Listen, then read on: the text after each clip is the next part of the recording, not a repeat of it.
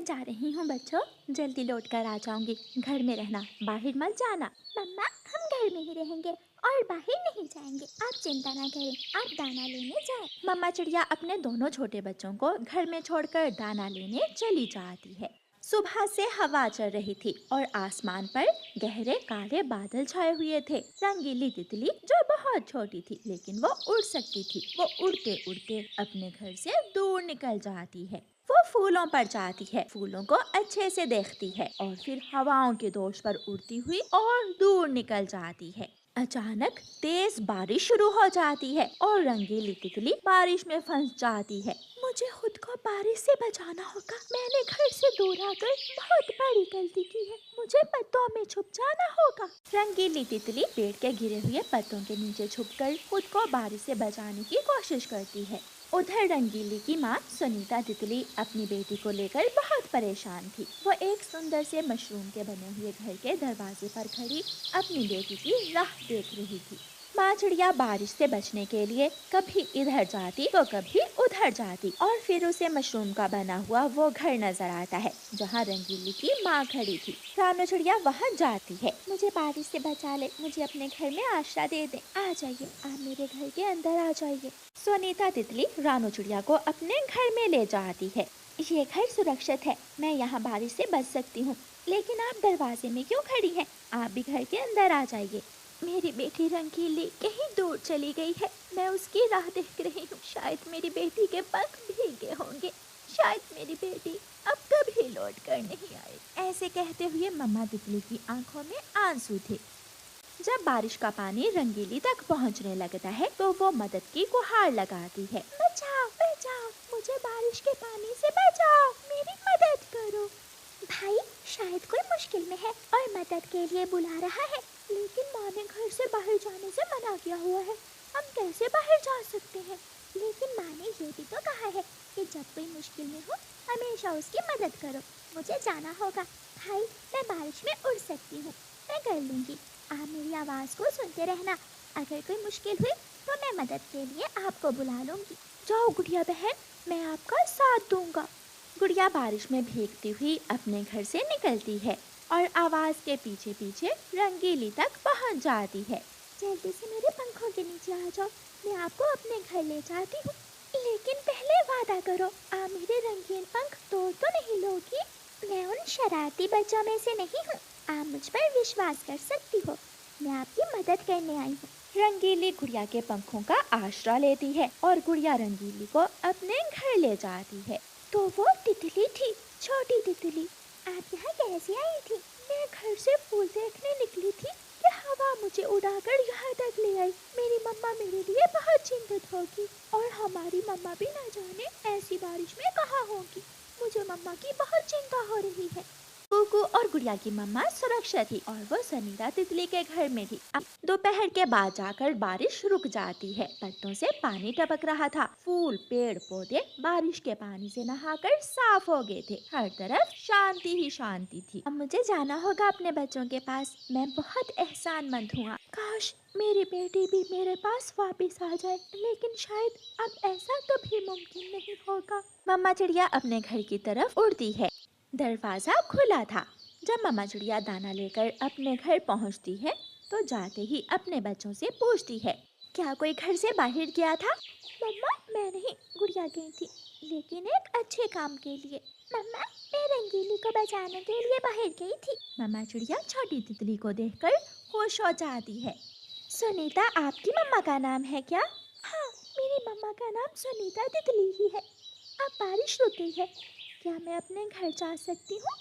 जरूर बेटी, जल्दी जाओ, आपकी मम्मा आपके लिए बहुत परेशान है। रंगीली खिड़की के रास्ते बाहर निकल जाती है और नीले आसमान में उड़ती हुई दूर निकल जाती है। उसके पंख पूरी तरह सूख चुके थे और वो तेजी से उड़ रही थी। बहुत अच्छा किया बेटी, जो आपने रंगीली की जान बचाई। जब बारिश तेज हुई तो मैं बारिश से बचने के लिए एक मशरूम के घर में चली गई थी। पता है वहाँ कौन था? मुझे किसने अपने घर में आश्रय दिया? दोनों बच्चे एक साथ बोलते हैं। कौन? वहाँ कौन था? हमारी मम्मा को किसने अपने घर में आश्रय दिया? वहाँ रंगीली की मम्मा थी और मुझे रंगीली की मम्मा ने अपने घर में आश्रय दिया। ये सुनकर बच्चे हैरान हो जाते हैं और अपनी मम्मा के गले लग जाते हैं और मम्मा चिड़िया अपने बच्चों को दाना देती है। रंगीली भी सुरक्षित अपने घर पहुंच गई थी।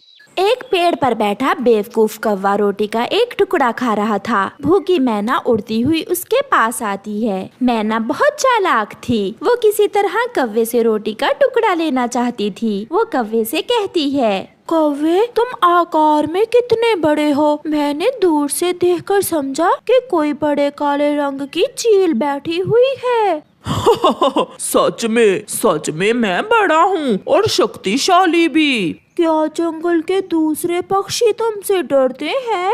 छोटी मैना, वो सब मेरे दोस्त हैं। मैंने तो कभी उन्हें डराया ही नहीं। तुम भी पागल हो, इतने बड़े होकर छोटे छोटे कमजोर पक्षियों से दोस्ती करते हो।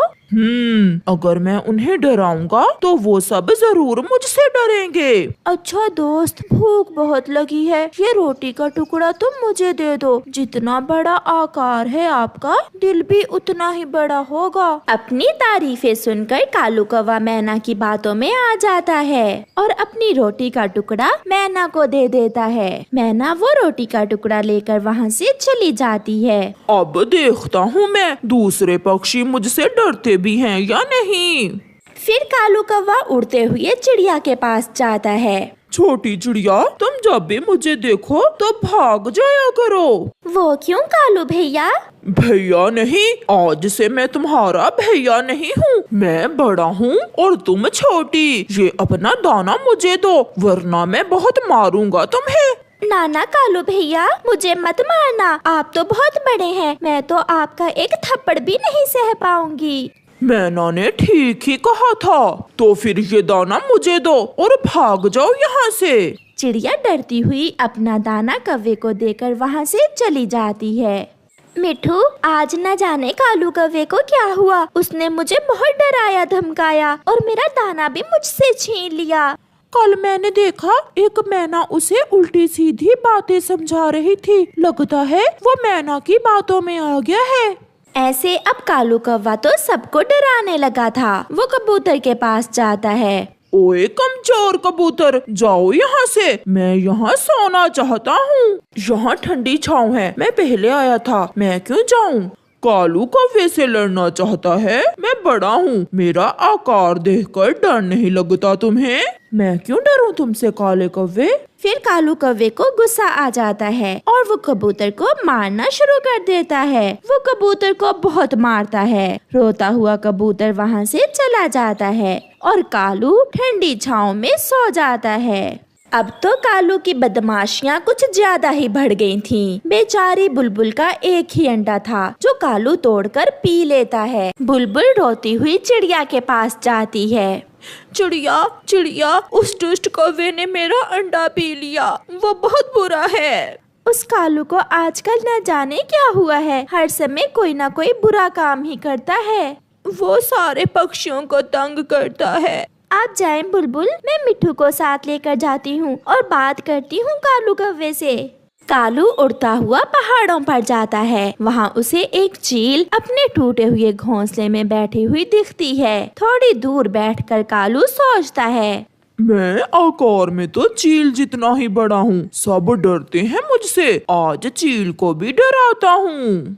कालू कौवा चील के पास जाता है। बुढ़ी चील, चल भाग यहाँ से, ये जंगल अब मेरा है। अब पक्षी तुमसे नहीं बल्कि मुझसे डरेंगे। तेरा दिमाग तो खराब नहीं हो गया काले कौवे? क्या उल्टी सीधी बातें कर रहे हो? जो कहा है वो करो, तुम जाओ यहाँ से। देखो देखो, मैं तुमसे भी बड़ा हूँ। ऐसा कहते हुए कौवा चील को अकड़ कर दिखाता है। फिर क्या था, चील को भी गुस्सा आ जाता है। वो कालू कौवे को गर्दन से पकड़ लेती है और उड़ती है।